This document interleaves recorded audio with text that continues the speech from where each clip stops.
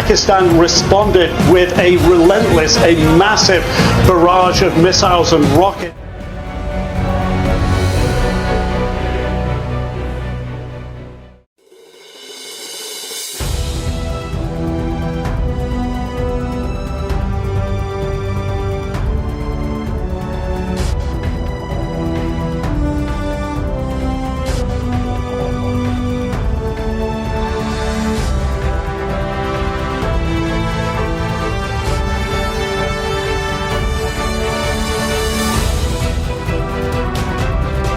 हम सिर्फ ये कहना चाहते हैं कि ना हम तुम्हारी ताकत, ना तुम्हारी मकारी और तुम्हारी जारियत से मरूब होने वाली कौम है। Now you just wait for our response. Bismillahirrahmanirrahim. Today on 10th May at the time of Fajr, we have given a strong punch to our coward enemy. Alhamdulillah.